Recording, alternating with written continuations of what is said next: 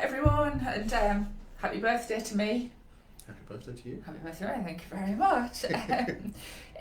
Thank you for joining us, whoever is going to come on, joining me and Kieran, the Autistic Advocate, live to chat about the past 9 years, really. I was just going to come on and have tea and eat cake, but this was Kieran's idea to do something a little bit more constructive and give you an insight into, what did I say in the introduction, our life in the past 9 years as a husband and wife business team, as a whole family business team, as an individual who has had, talking about me and mental health problems, some pretty major physical problems, and just to share our experiences and lessons. And the fact that we are now in competition with each other. We are completely, and I do the accounts, and I have the accounts split. Kieran sales, Michelle sales, and then it's totting up who's done the most.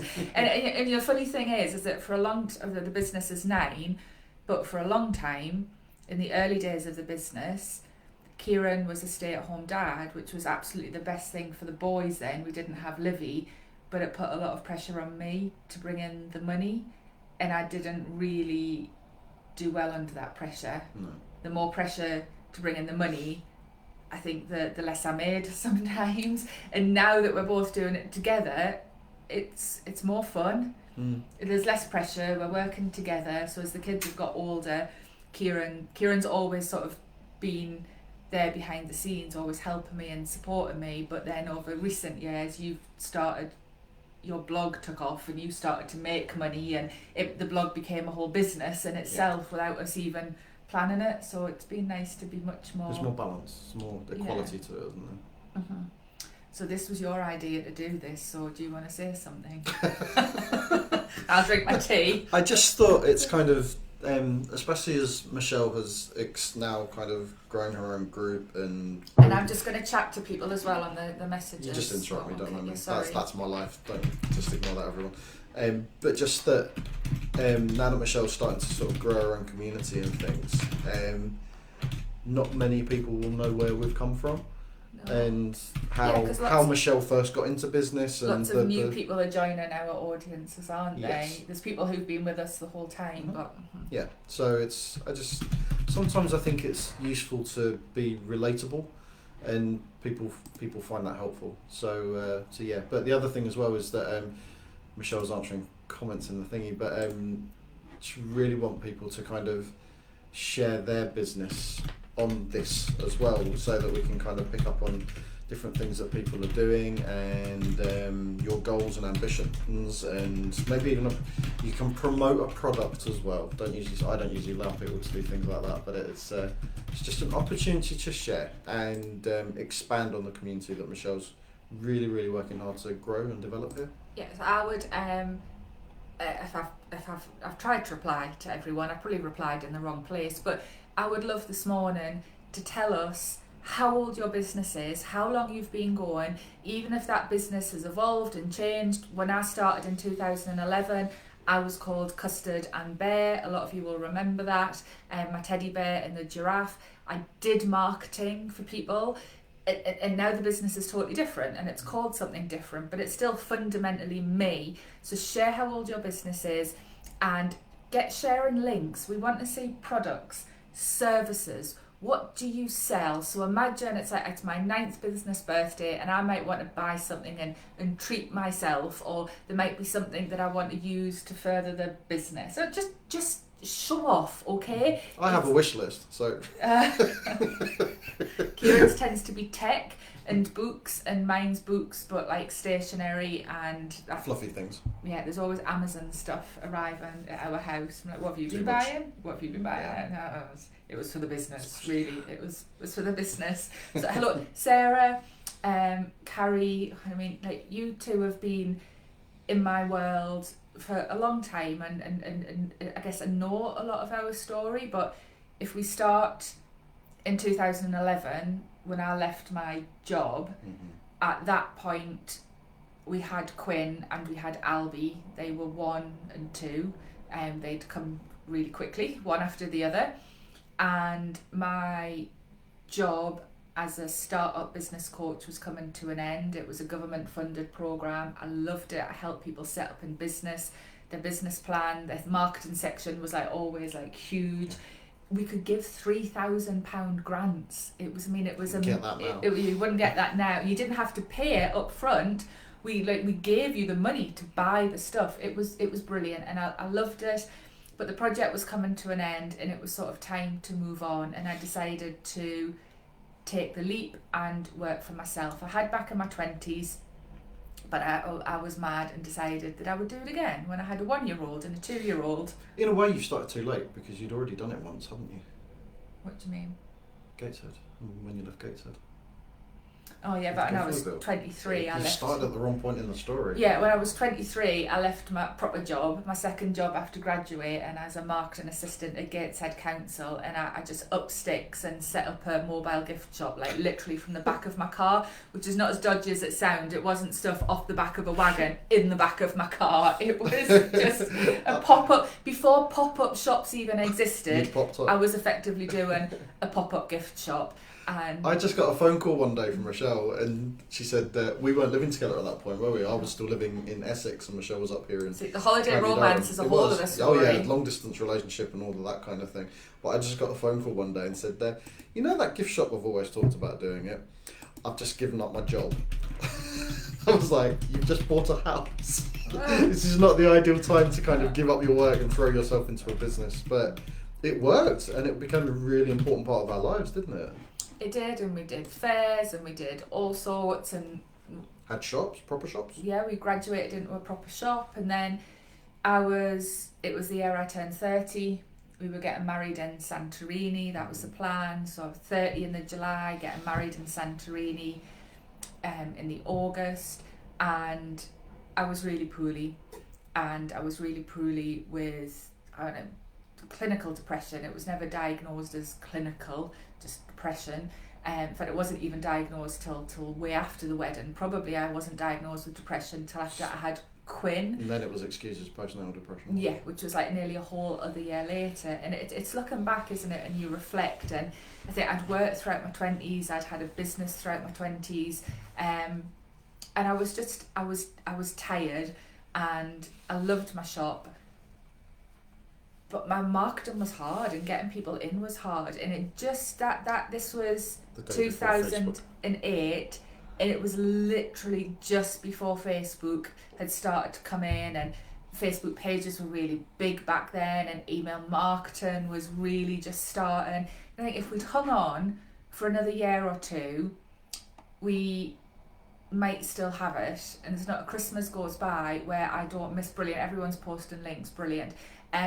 There's not a Christmas that goes by that I don't miss it. There's not a Christmas that goes by that someone doesn't send me a picture of their big Rudolph heads or their angels or their Christmas decorations that they bought from me, and that makes me feel brilliant. But it was time to let go, and it was the right thing to do. So I gave up as we were selling the shop. I started this job as a business coach. They sort of like one merged into the other. So I'd been in my job. I started my job, and I think in the May 2008, we went away and got married in the August, and we came home, and we'd literally been home 2 weeks, and I didn't feel very well. And Kieran was like, "You're not pregnant, are you?" And I went, "I can't be pregnant. We've just got married, and we've just bought a house, and I've just started a new job." And we were like, "We better do a test." And we did a test, and it was like, me, you're very pregnant, wasn't it? We were like, shit, I've just got a job. Just fast forward. So then I had Quinn, having not been at work very long, and I only took 6 months maternity leave with Quinn. Yeah. Six, maybe 7 months maternity leave with Quinn. Definitely six. Because I went back to work, and I'd been back to work literally a month, 6 weeks, and Joanne, who was my boss at the time, was sitting across from me, and I'm just there typing, and she just looked at me and she went, "You're pregnant, aren't you?" And I was like, no, I'm not at all. No, how did you know? No. And she went, "Michelle, you're pregnant, aren't you?" And I was like, yes. I was like, Quinn's 7 months old. I've been back at work not 4 weeks. So then Albie was born, I only took 3.5 months paternity leave with Albie because I felt quite bad having had 2 babies in the job. But I did love that job and it was fab. But that brings us up to the boys still being really little. Kieran worked at Sure Start, didn't you? And loved it. But Durham County Council decided in their wisdom that they were going to restructure their children and young people services and sack lots of people, make lots of people redundant. And I was not one of them, but I was offered a job very, very, very far away, and I don't drive for disability reasons. And so it all got a bit messy, and I ended up without a job. Well, it was sort of more. I decided to leave my job and set up Custard and Bear.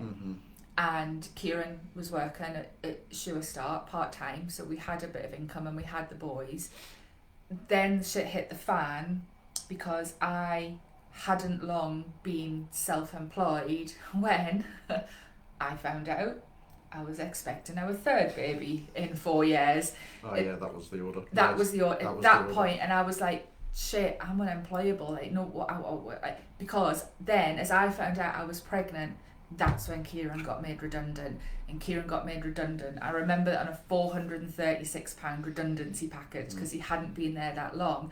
So we've got 2 babies, we've got a business that doesn't really have any clients yet, and we've got a husband who's just being made redundant and struggling really with the whole process because it was a horrible, we nearly went to tribunal and stuff like that.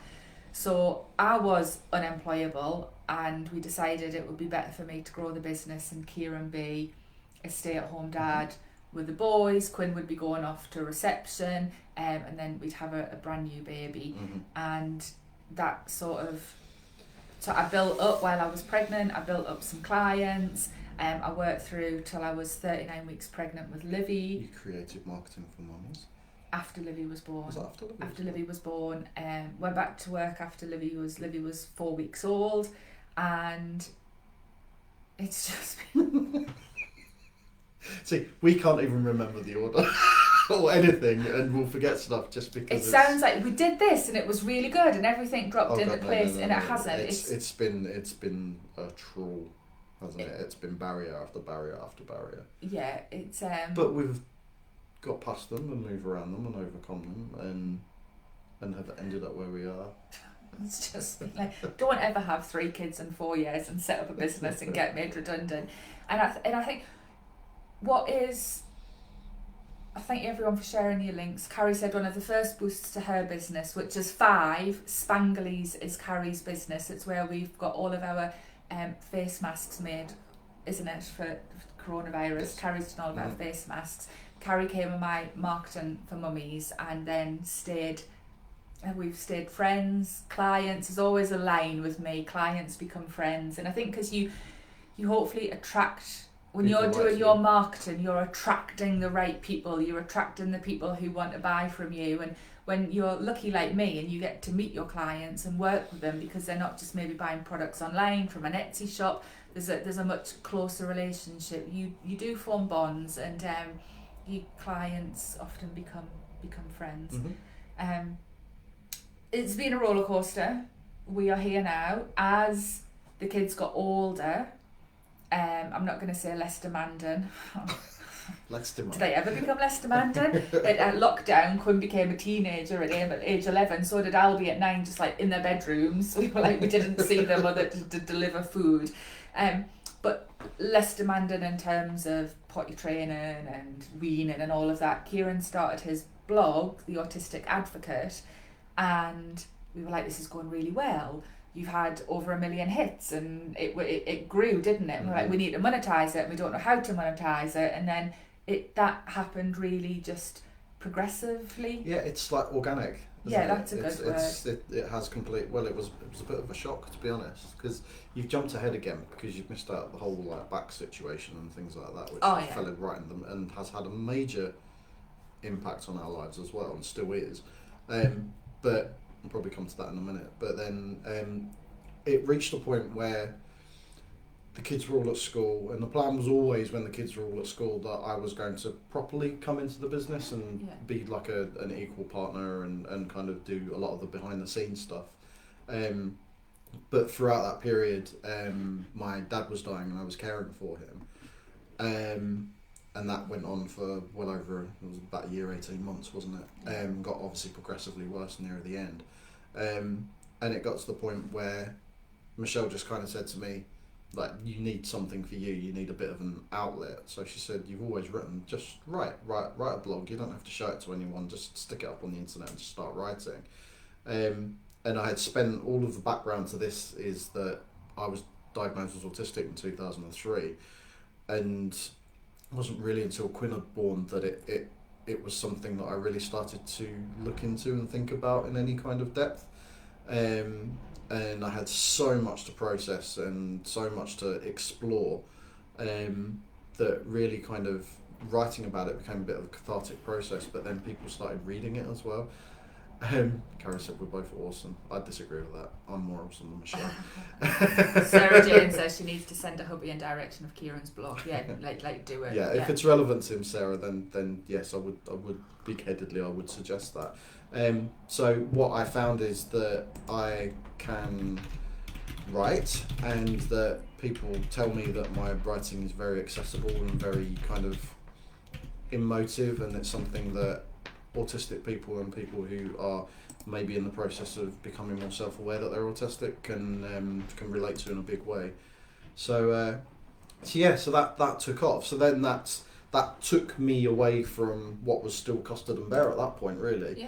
Yeah. So Michelle was expecting me to come and we'd become this great partnership working on Michelle's stuff, and then actually I figured out my own things and ran off in the opposite direction.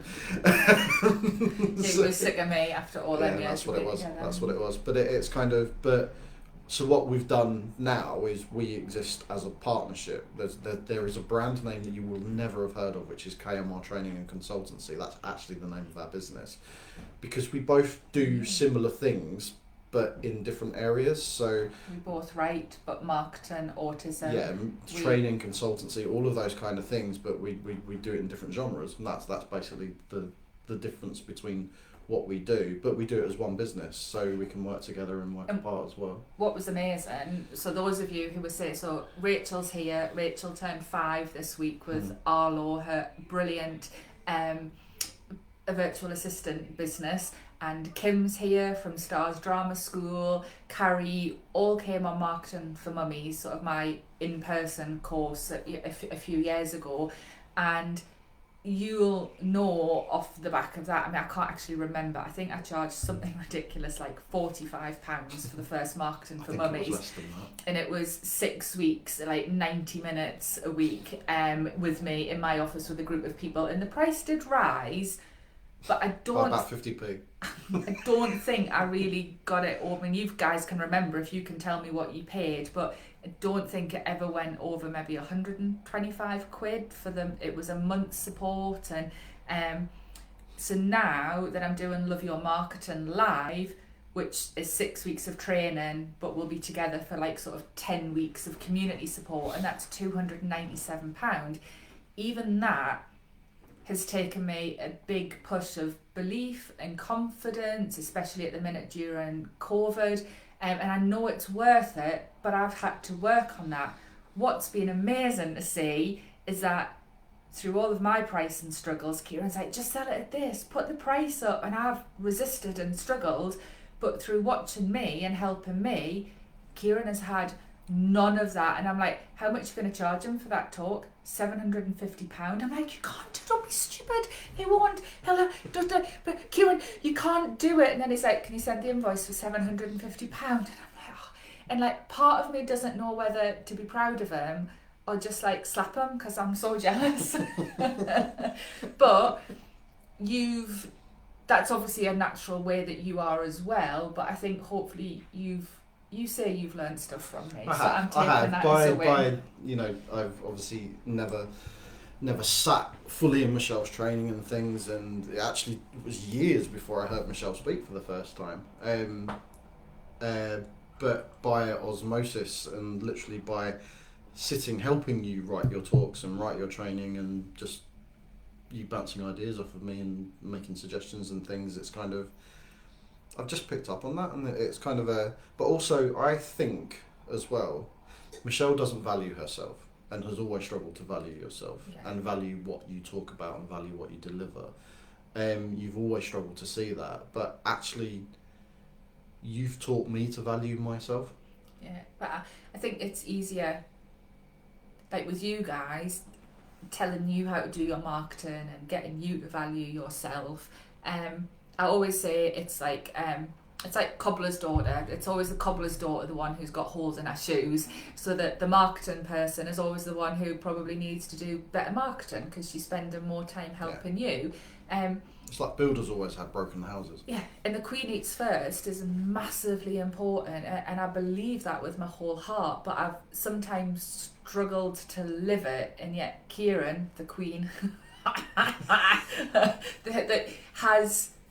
has been able to put himself first and his work first in a better way than I have, and you've inspired me as well. I mean, that's not to say that, I'll just take time, darling, and go and write my blog, because around the kids, it's we often feel claustrophobic as well.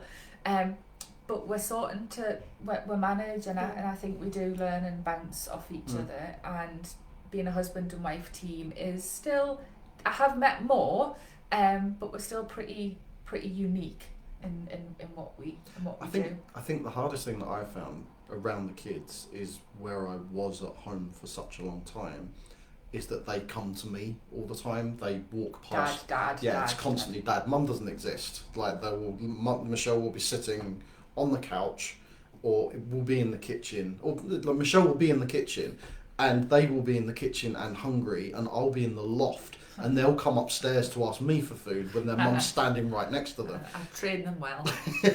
So it's kind of, so this whole image Michelle purveys, she puts out this image of being as like a single parent, that with all the kids are in my way and I'm doing this around the children. It's like, no, you're not. But sorry, dude. But that's the biggest barrier that I've had to overcome in order to kind of, even through lockdown, I struggled to work because I was on the edge of my seat waiting for somebody to want me. But that's also been really good for you, because like I was on a bit of a high fly before coronavirus came along, and it's really pulled the rug out from under me in terms of like my work and the business that I do. I should be in Australia right now doing a for a whole tour. month. He got so sick of the kids asking him for food that he decided he would nick off to Australia for a month. They'd still phone me. And they'd be WhatsApping, Dad, what a toast. So with a colleague of mine, Christy Forbes, who's a really good friend of mine, like we should be in Australia right now doing a tour, and it's not happened. But I've lost track of what I was saying now. But me having to kind of take a step back throughout the lockdown period has enabled you to really focus. Yeah, I think those of you, I mean, Sarah, Christy Wisty Bum Bums here. Hi, Christy Bum Bum. Kieran was going to tour around Australia with a lady called Christy Wisty Bum Bum. It's not her real name, obviously. I mean, what? Oh my God! Was it a her comedy? Real name's far worse than was that. it a comedy show, or was it something to do with autism? So, I forgot what I was going to say now. What said about focusing in lockdown. It's enabled you to. So many of you who are on here know it's like, this is the year I'm going online, guys. Right? This is the year I'm taking the business online. This is it. You can see Facebook 30's behind me. So Kira mentioned my back, and when I had my big back operation in I published Facebook 30. That did really well. People still talk about it. But this online, this either having courses that you can self-study in your own time, or a live program like the one that's coming up where I work with you and a small cohort of people live. I've wanted to do it forever. I've showed other people how to do it, and somehow in lockdown, I think because there was really no client work to do, I allowed myself to focus on this, and it's been really good. We did the how to do your marketing during the coronavirus webinar, which had goats in, and I'm yes, goats. Goats. Like, goats. You can't just walk over that point. No, I interviewed a goat, and then Lindsay from Embrace Arts Academy, the mum that I interviewed, Mary. Lindsay then got her daughter, the mum just got clarify, not Lindsay's mum. Lindsay then got Simone, the daughter goat, the baby goat, to come and dance on Zoom for her toddler baby ballet class. So I had lots of fun doing that one.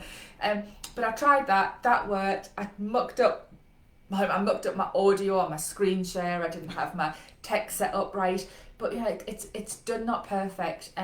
I'm working with a mentor at the minute, and my sales page for Love Your Marketing this morning, she's gone, that's good, that's awful, you need to change that.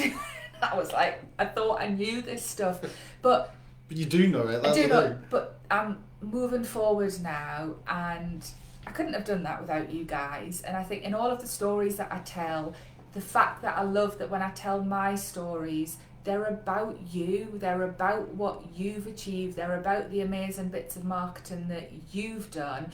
So that makes me really happy. And I think I realise that I've created something, and I started to see it during lockdown. I've always talked about habits, but I realised that it was something even more fundamental than the habits. That what I teach you is that there's only 4 types of marketing. There's customer service, there's one-to-one, that's you engaging with one other person. There's one-to-many, which is what this is.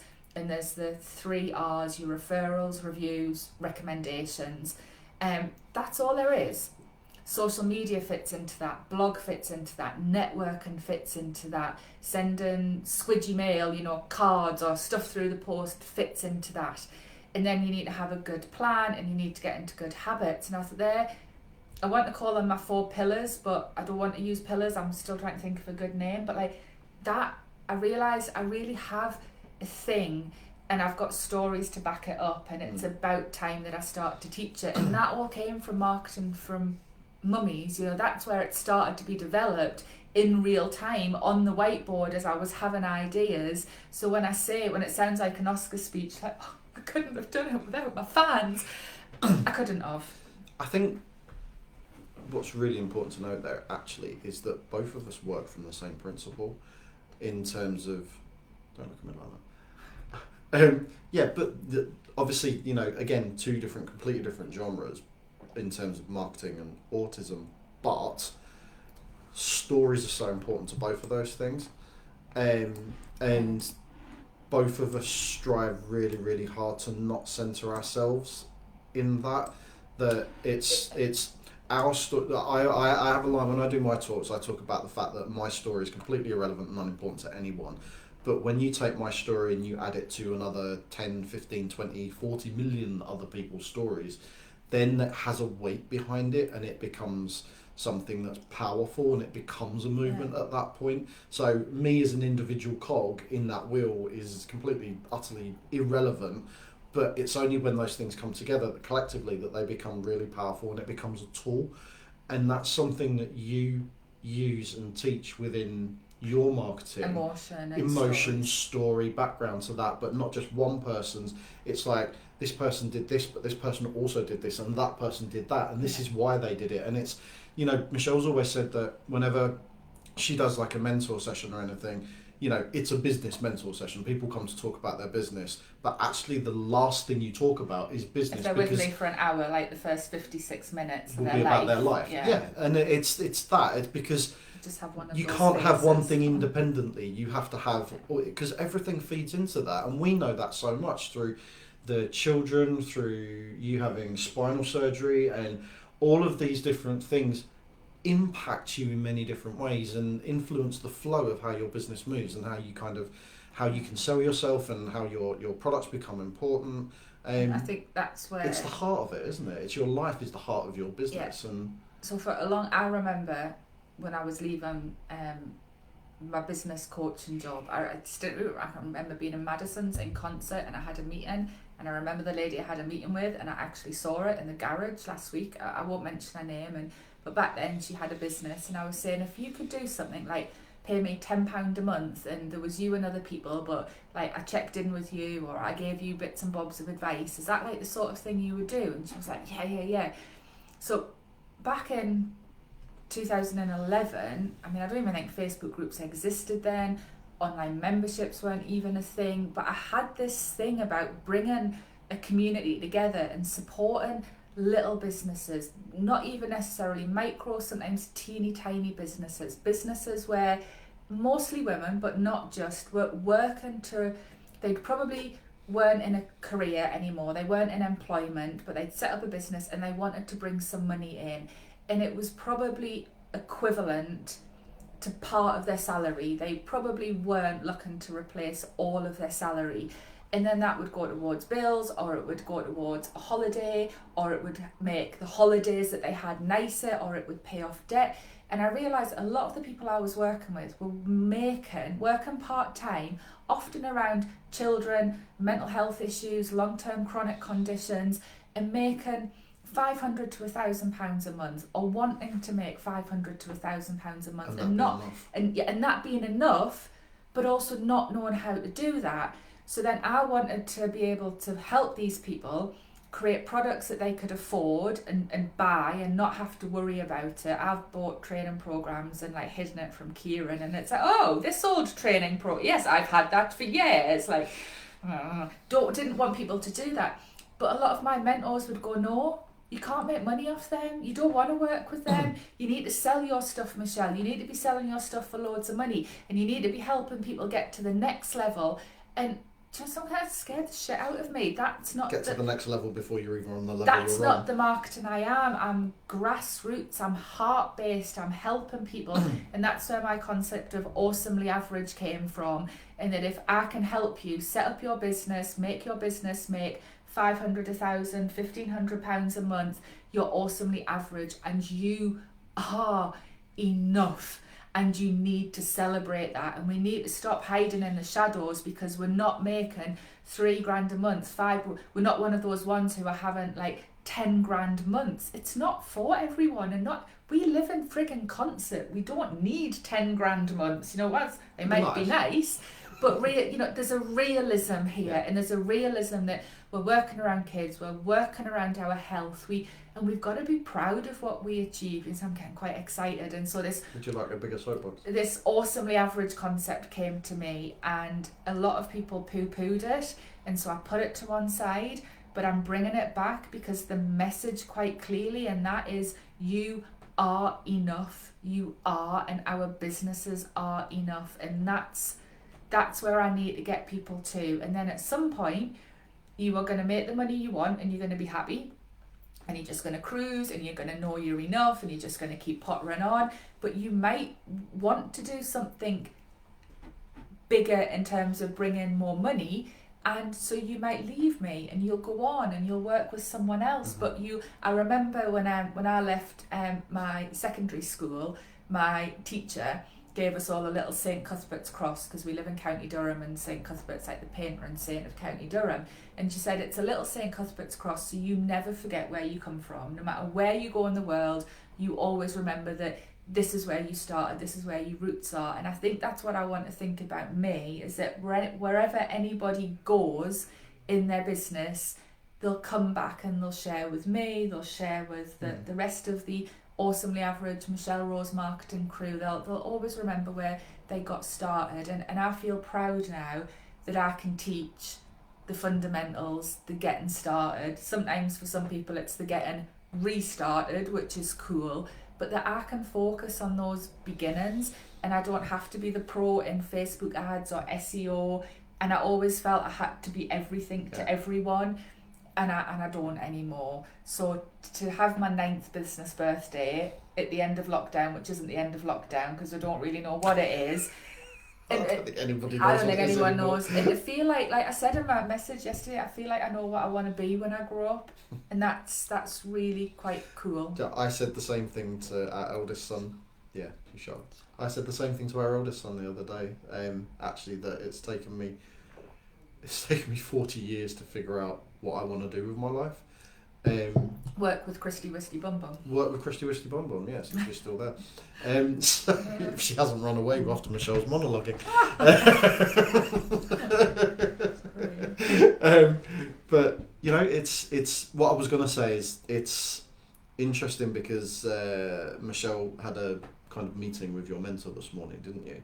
And I was earwigging in the background, and I said to Michelle afterwards, that was a whole hour where nobody mentioned money. That was a whole hour where you were talking about being comfortable in what you're doing, enjoying what you're doing, having fun with it, which is really what, you know, we have been told for so long that business is about make money, make money, make money. It's just, I'm not going to go on a capitalism rant because I'll be here for weeks. But, you know, we have been told that that is what business is for. And yes, of course it's there. That you need, but the whole point of it really is that if you are not enjoying what you are doing, and if you feel under pressure to do what you are doing, you shouldn't be doing it. And I wonder if that's where I was for a long And time, that has because been I felt like ongoing. I had to do marketing, and I had to have corporate clients, and I had to manage budgets, and that's, it's just not for it just, and lead a team, and I've never wanted to be a manager, and yet I guess I'm a leader of my group, Yeah. but that's different. It's So, not a hierarchical thing, is it? And No. it's, if you enjoy what you are doing, you will need help. Everybody needs help to do lots of different things. You can't do everything yourself, but if you enjoy what you are doing, that sings out far more strongly than any sales message or, you know, buy me kind of thing, or anything, or advertising or posts on Facebook or whatever. It's, you know, and I've noticed that so because we haven't reminded people, but right. we ask people at the start, if you've just joined or you've been here for a little bit, that if you want to post links to your businesses and things, then Yeah, we'll we'll give start- you a shout out. And then we'll start winding up. But there's 11 people here live. People will come and watch the replay. I want you to tell us what your business is, so tag it, tell us how old it is, and I want you to link not just to your business page or your website, go the next step deeper. Link to a product, say this is what I'm loving at the minute, this is what I'm loving. So Something you're proud of. Tracy's on from Making Memories Magical, and she's doing the most beautiful autumnal reads. I've seen the box with all the pumpkins and the leaves, and I mean, I just look at, I want to see them, even if it's just a picture of something you're thinking about doing and it's on your Facebook page. Just put a link to that. We want to see it. You know, this isn't about showing off, but I don't want you to be humble either. Just show us your products. This is a chance to. This isn't a like and share thread or a likes ladder. I want to see What you're passionate about. what you're passionate about. I've just told you what's making my heart sing at the minute, and it's getting people started, and it's showing people that they're enough, which has really got not a lot to do with marketing, I guess, and it has in a way. But what is it?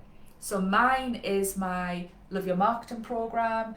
£297, 6 weeks of teaching, 10 weeks of community support. That's what I'm selling right now, and I'm so excited about it. So what have you got to sell? I want to see it. Come on, show us while we wrap up. So, and Tracy's just said, get your shit done. It was a good message. It was a good message. Done not perfect. They stick in people's heads. And if you saw my email yesterday, poor Kieran spent an hour on Messenger with me backwards and forwards. I want to resend this email because the blog was really important, but it didn't get very many opens, and I think my title was shit. So can you help me do a better title? So we were like backwards and forwards, and Kieran, I don't like that one. Don't like that one's not good enough. I don't like that one. And in the end, I chose one. Which was good. Mm-hmm. And I sent the wrong email, the new title attached to the wrong email, and I was just like, oh my god. So you know, it's done not perfect, guys. Because we're human.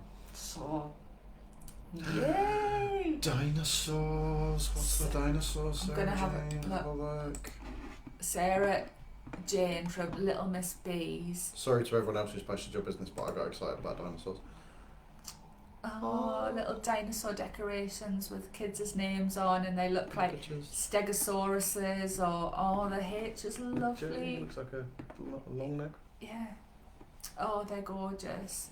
This is what we want, because people go, oh my god, it's gorgeous, it's so lovely. So Leona's doing, Leona from Mindful Makers is doing craft workshops. She has a lovely, sign up to my mailing list, feed your crafting habit. I love it. Oh, I love These your badges. They're cross stitches. So you get you get a hoop, don't, and you get I love this one, Be Kind, and you get instructions. I used to be quite good at cross stitch. Did you? Yes, I did when I was very small. And I used to do quilling as well. I think I've seen some of your quilling stuff actually back when you were a kid. See? This is cool. So lush. Yeah, keep it coming on replay or when you watch them now. So do you know, people say you need to have a point when you go live and you need to teach people something, and we've just... What have you taught people, Michelle? Sum up. I have no idea. But I've enjoyed chatting. If you want more of the Michelle and Kieran show, let us know in the comments. I can subscribe. Yeah, thank you so much from the bottom of our hearts for just being an amazing audience, community, keeping us going, friends. And should we have pizza this week to celebrate? Yeah, I think we should. With a candle in it. With a candle in it. I don't know what to say now. It's not often that I don't know what to say. You could say goodbye. I could say goodbye. We're going to go and get Quinn. He's got an afternoon off. Yeah, he needs lunch as well. So, happy birthday to me. Happy birthday to you guys who are celebrating 1 year, 5 years. I mean, brilliant to see. You know, I think one of the reasons that I wanted actually for you to post how old your business was for those of you who were new to see that there are those of us who are 5, who are 7, who are 9. And actually, I think some of these businesses, so many businesses fail within 5 years. A lot of the small businesses, the micro, the teeny tech, they keep going. They fly under the radar, they keep going, but they're there, and that needs to be celebrated. So, brilliant. Dr. Rebecca, right? I don't want your website. I want a product, okay? Like your book or something. I'm shouting at you. I want to know what it is you're selling. I know what you can post a link of, Dr. Rebecca. I saw a sneak preview of your affirmation cards and they looked beautiful. I know they might not be quite ready to sell, but you could tease some people. So your affirmation cards, I've got a whole box of boxes of different cards behind me. Boxes and boxes. Boxes and boxes. So oh my God, Kieran, we've been talking for nearly 45 minutes. We better go. You've been talking for nearly 45 minutes. Okay, thank you so much for watching. We love you all loads. I guess we sort of maybe love each other as well after 20 years. I give him a snog, but I've got a big cold sore, so I can't. Sorry, excuse. So I won't embarrass you. Okay, I love you all loads. Keep posting links. We want to see your products. We want to know how old your business is so we can all encourage and support each other. And just remember that whatever you're doing, you absolutely are enough. And if you need anybody ever to have your back, if you're feeling wobbly, don't talk to Kieran, talk to me. I don't mean it at all. We're both here. We're always here for you. So we are finding out. Oh God, I need to shut up. What are you finding? Tell us what we're finding. What you're finding. A lot of autistic people are coming to us who are self-employed, realizing that employment hasn't always suited them, and they've started their business, and as they started their business, they've looked at themselves more and realized that they're self-identifying as autistic, and that's been really nice because we're just surrounded by amazing people everywhere. Surrounded by people like us. People like us. Right, I'm going now. I'll see you later. Loads of love and marketing. Bye everyone. Bye-bye.